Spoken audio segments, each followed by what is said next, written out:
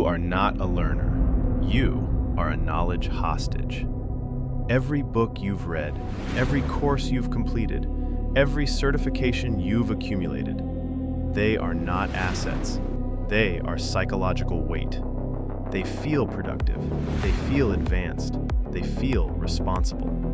But they do not move you forward. They keep you exactly where you are. Look at your peer group.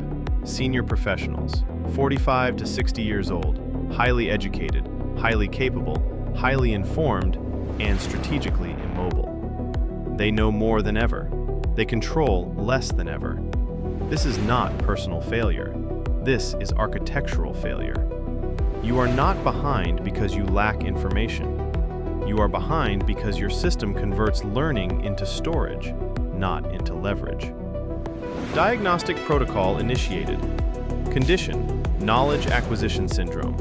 Primary symptoms: continuous intake, minimal deployment, no structural change. You do not build with what you learn, you stack it. You do not weaponize it, you archive it. You do not externalize it into systems, you internalize it into identity, and identity does not scale. Question: are you collecting knowledge, or are you avoiding transformation? Imagine your mind as a system with a silent failure mode. Every new idea increases complexity. Every new framework adds weight. Every new insight demands attention. But none of them reduce dependency.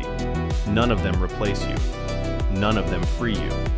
So instead of becoming lighter, your system becomes heavier. Instead of becoming faster, it becomes slower. Instead of becoming adaptable, it becomes brittle. This is the paradox.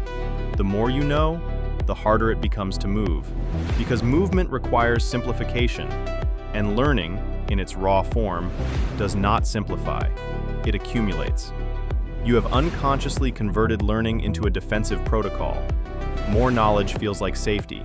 More certainty feels like control. But this is an illusion. Information does not protect you from volatility. Only position does. Information does not remove risk. Only structure does. Information does not create autonomy. Only leverage does. Your current configuration is this: high cognitive load, high personal dependency, low systemic leverage. You are a powerful node inside a fragile architecture, and fragile architectures collapse quietly. Question: who benefits when intelligent people remain powerful, but structurally dependent? Modern professional systems are not optimized for autonomy. They are optimized for utilization. Your education trained you to be accurate. Your career trained you to be reliable. Your role trained you to be responsive. None of these train you to be sovereign. You were trained to execute inside systems, not to design them. And now you feel the mismatch. Your intelligence is high, your control is low. This is not because you failed. It is because your learning was never designed to produce ownership. It was designed to increase throughput. Between 2026 and 2030, this mismatch becomes critical. Coordination becomes cheaper. Execution becomes abundant. Adaptation becomes the bottleneck. In that environment, the scarce asset is not skill. It is strategic architecture. The ability to design value flows, construct leverage, create systems that operate without you. Those who remain operators will feel pressure. Those who become architects will feel optionality. So the correct move is not to learn faster, it is to convert slower. To force every insight into structure, to force every idea into protocol, to force every lesson into something that survives without your attention.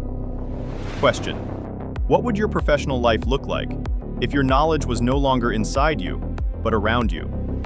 This is not a mindset shift. This is a structural intervention. Non-negotiable directives follow. Directive 1. Audit your intellectual inventory. List what you know. Then mark what actually produces value without you. Most of it will not. That is the exposure. Directive 2. Convert knowledge into artifacts, frameworks, processes, decision trees, delegation systems, automations, ownership structures. If it remains in your head, it remains fragile. Directive 3. Reduce dependency. Every system that requires your presence is a liability. Every process that runs without you is an asset. This is the conversion. Directive 4. Reposition yourself. From executor to designer, from responder to architect, from participant to controller. Not emotionally, structurally. This is not motivation, this is engineering. Your next period is not about growth, it is about rearrangement. It is about turning intelligence into infrastructure, turning insight into leverage, turning learning into assets. Final diagnostic conclusion.